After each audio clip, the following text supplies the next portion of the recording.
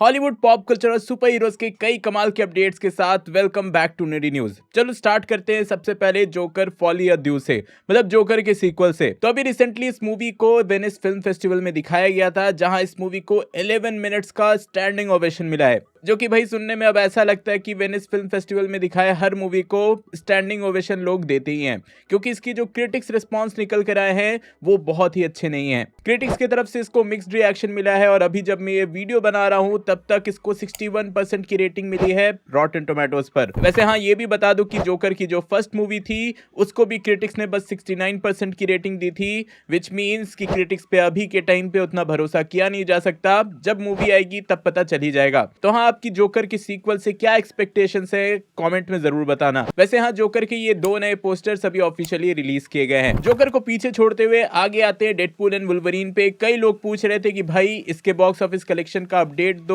कितना कलेक्शन कर ली इस मूवी ने। तो यार अभी जब मैं ये वीडियो बना रहा हूं तब तक इस मूवी ने 1.27 बिलियन डॉलर्स का कलेक्शन कर लिया है, मतलब भाई बहुत ही तगड़ा कलेक्शन है। वैसे इसी के साथ इस मूवी के कुछ नए concept art, behind the scene, ये सब रिलीज किए गए हैं, जो आप अभी स्क्रीन पे देख ही रहे हो। लेकिन इससे भी बड़ी बात यह है कि माई टाइम टू शाइन वालों ने ये रिपोर्ट किया कि डेडपूल 4 आने वाली है, मतलब डेडपूल 4 पे काम होगा, जिसमें वुल्वरीन एंड डेडपूल फिर से दोनों साथ में दिखेंगे। बट हाँ, ये भी ऑब्वियस है कि अगर ये मूवी बनी भी तो मोस्टली सीक्रेट वॉर्स के बाद ही बनेगी।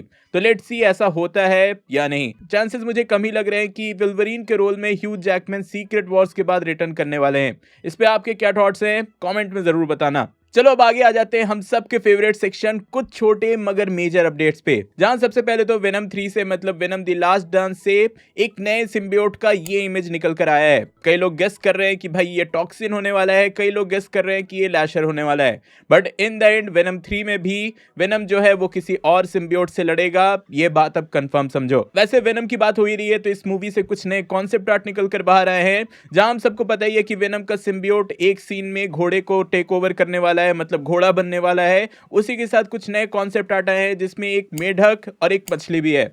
मतलब पता नहीं वेनम कहां कहां घुसेगा, बस स्पाइडरमैन के पीछे नहीं पड़ेगा, जो कि फैंस कई टाइम से डिमांड कर रहे हैं। वैसे यहाँ पीसमेकर का सीजन 2 भी आने वाला है, तो उससे जेम्स गन ने ये एक स्टिल इमेज शेयर किया पीसमेकर के कैरेक्टर का। और साथ ही डीसी का एक नया शो आया था डेड बॉय डिटेक्टिव्स करके, नेटफ्लिक्स पे आपने देखा ही होगा, कई लोगों ने देखा कई लोगों ने नहीं देखा। तो हाँ, इसका सीजन 2 कैंसिल कर दिया गया है, क्योंकि इसके फर्स्ट सीजन को उतना अच्छा रिस्पांस नहीं मिला, उतनी अच्छी व्यूअरशिप नहीं मिली। देन अब विजन की जो सीरीज आने वाली है विजन क्वेस्ट करके, जिसमें हमें व्हाइट विजन का रिटर्न मिलेगा, तो उससे एक छोटी सी कास्टिंग अपडेट है, जहां एक्टर टॉड स्टैशविक को इस सीरीज में असैसिन नाम के कैरेक्टर के लिए कास्ट किया गया है। और फिर मार्वल की सीरीज की बात हो ही रही है तो आर्मर वॉर्स की बात क्यों ना हो, क्योंकि डॉन शीडल से रिसेंटली पूछा गया कि आर्मर वॉर्स के बारे में क्या कोई अपडेट है, जिसपे उन्होंने ऑब्वियस सा रिस्पॉन्स दिया है कि आर्मर वॉर्स क्या है। भाई जब क्वेश्चन डॉज करना होता है तो लोग ऐसे ही रिस्पॉन्स देते हैं। वैसे हाँ, ये बता दूं कि नेक्स्ट अपकमिंग 2-3 मंथ्स में आर्मर वॉर्स और ब्लेड की मूवी, इन दोनों ही प्रोजेक्ट्स के साथ क्या होगा, ये आगे बनेगी नहीं बनेगी, इस पे फाइनल डिसीजन किया जाने वाला है। देन इसके बाद डीसी स्टूडियोज की तरफ से लैंटर्न्स करके एक सीरीज आने वाली है, जो कि ग्रीन लैंटर्न्स पे फोकस करेगी। तो उससे एक मेजर अपडेट ये है कि अभी रिसेंटली जॉश ब्रोलिन को अप्रोच किया गया है हेल जॉर्डन के कैरेक्टर के लिए। मतलब अगर जॉश ब्रोलिन मान गए तो वो डीसी स्टूडियोज की सीरीज में एज हेल जॉर्डन दिखेंगे, मतलब एज अ ग्रीन लैंटर्न दिखेंगे। देन आई एम श्योर आप सब ने ओशन सीरीज देखी होगी, ओशन 11, ओशन 12, ये मूवी देखी होगी। भाई हॉलीवुड की क्लासिक मूवी है, सब इस मूवी को एंजॉय करते ही हैं। तो हाँ, इसकी सीक्वल आने वाली है ओशंस 14 करके, जिसमें ब्रैड पिट और जॉर्ज क्लूनी दोनों ही अपने कैरेक्टर में रिटर्न कर रहे हैं। और यहीं पर एक मेजर रूमर है मेफिस्टो को लेकर। हाँ, मेफिस्टो रूमर्स में आ ही जाता है। तो हाँ, आगे था ऑल अलोंग को लेकर ये रूमर है कि इस सीरीज में हो सकता है मेफिस्टो का मेंशन होगा या फिर छोटा सा रोल होगा। इवन मैंने अपने ब्रेकडाउन में भी गेस किया था कि जो ट्रेलर में एंडिंग में एक छोटा सा घर दिखाया गया है, लास्ट सीन दिखाया गया है ट्रेलर में, उस लोकेशन पे मेफिस्टो हो सकता है। तो लेट्स सी ये रूमर सही होता है या नहीं। तो हाँ, ये थे छोटे मगर मेजर अपडेट्स। अब आगे बढ़ते इस वीक रिलीज किए कुछ नए पोस्टर्स एंड ट्रेलर्स पे, जहां ऑब्वियसली सबसे पहले आगे था ऑल अलोंग को ही कवर कर लेते हैं, जहां इसका ये एक नया ऑफिशियल पोस्टर रिलीज किया गया और इसके बाद 5 नए और अलग अलग पोस्टर्स रिलीज किए गए जो कि पुराने क्लासिक शोज से इंस्पायर्ड थे। इसके बाद इसी साल 5 दिसंबर को क्रिएचर कमांडोज रिलीज होने वाली है, तो उसका ये एक नया ऑफिशियल पोस्टर रिलीज किया गया। देन बैटमैन के यूनिवर्स की पेंगुइन की जो सीरीज आने वाली है उसका ये एक नया टोटल फिल्म्स की तरफ से पोस्टर रिलीज किया गया है, साथ ही एक नया टीजर भी। देन हम माइनक्राफ्ट सब जानते हैं यार, बहुत ही पॉपुलर गेम है, तो उसका भी एक लाइव एक्शन मूवी आने वाला है, तो उसका ये एक ऑफिशियल पोस्टर रिलीज किया गया, उसी के साथ एक ट्रेलर भी। Who are you? I am Steve. फिर आप हॉरर मूवीज के फैन हो तो आपने स्माइल 1 जरूर देखी होगी, बहुत ही क्रीपी मूवी थी। तो हाँ, स्माइल 2 आने वाली है, उसका भी ये एक ऑफिशियल पोस्टर रिलीज किया गया, साथ ही एक ट्रेलर भी। Lewis?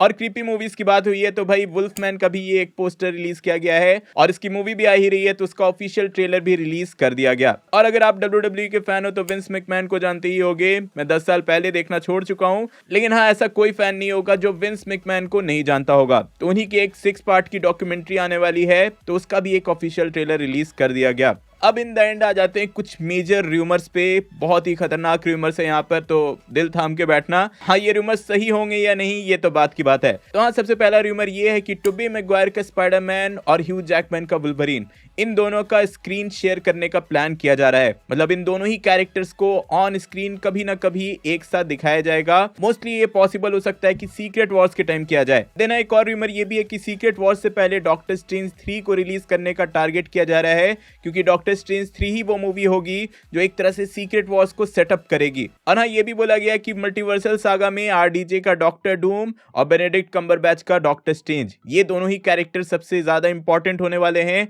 और सबसे ज्यादा इंपॉर्टेंट सीक्वेंस इन्हीं दोनों को मिलेगा। देन इसके बाद अगेन रूमर है मून नाइट की तरफ से। तो मून नाइट का जो कैरेक्टर है बहुत टाइम से लोग वेट कर रहे हैं, तो इसको लेकर कुछ अमेजिंग रूमर्स आए हैं, जहां सबसे पहले तो मून नाइट अपने सीजन 2 में दिखेगा, मून नाइट के सीजन 2 में दिखेगा।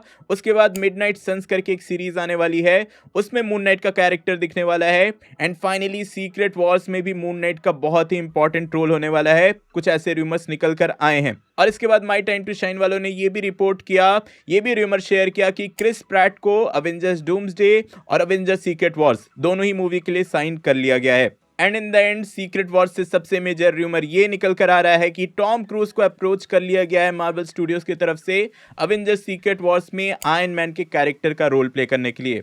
अब देखो ये पॉसिबल है या नहीं, इस पे कई सालों से फैंस डिमांड कर रहे हैं, तो क्या ये फैन सर्विस मार्वल स्टूडियोज पूरा कर पाते हैं या नहीं, ये सीक्रेट वॉर्स में ही पता चलेगा। तो हाँ, आप लोग कॉमेंट में जरूर बताना, क्या आप लोग टॉम क्रूज को एज आयरन मैन का वेरिएंट देखना चाहोगे या नहीं। तो हाँ, ये थे इस वीक के अपडेट्स। होप सो कि आप पूरी तरह से अपडेटेड हो गए होंगे। इफ हाँ तो वीडियो लाइक करना, शेयर करना, चैनल पे नहीं हो तो सब्सक्राइब करके जाना। हेनरी कैविल के वुल्वरीन के फ्यूचर को समझने के लिए ऊपर वाली वीडियो देखें, और स्पाइडरमैन 4 कैसे एक मल्टीवर्सल मूवी होने वाली है ये जानने के लिए नीचे वाली। मैं जल्दी और नई वीडियो लेकर आऊंगा। टिल देन बी देसी बी नर्ड।